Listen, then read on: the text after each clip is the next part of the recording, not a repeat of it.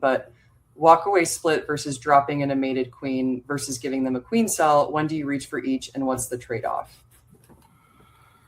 So walk away split, I think is if I know where the queen is and I'm able to find her very easy, and I see eggs, so I'm able to separate the queen from the eggs and have plenty of nurse bees to, for each.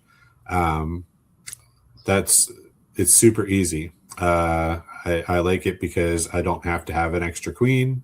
All I have to have is the equipment and the strong colony to be able to do that split.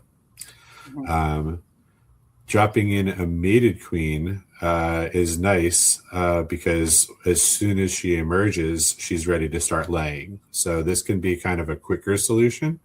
With a walkaway split, you got to wait for the queen to develop, and then the queen to mate, and then the queen to come back and start producing eggs.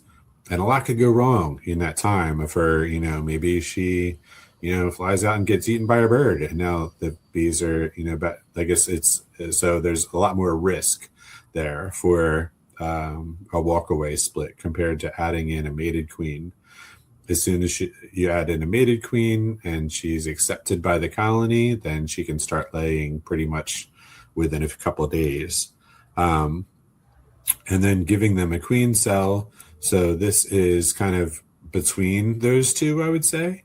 When you give them a queen cell, it's going to be faster than a walkaway split because it's already developed. That egg is already developed into a pupa, and the queens are, ready when they hatch out, but they still have to go on a mating flight. And sometimes this could take a week or two, depending on the conditions in your area. If it's, they won't go out and try to mate if it's too windy, or if it's, too rainy, they're waiting for, a nice sunny day to go out, and they need to also have drone congregation areas somewhere nearby for them to go and mate in and then come back. And, then it usually can take a couple of days for them to start laying eggs too. So I would say walk away would be fastest, but probably most risky.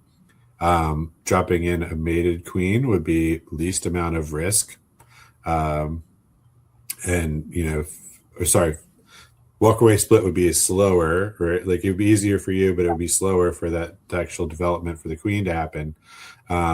Dropping in a mated queen, you have to get a queen, so it's a little bit more expensive, but they can start laying right away. So this is faster for the bees.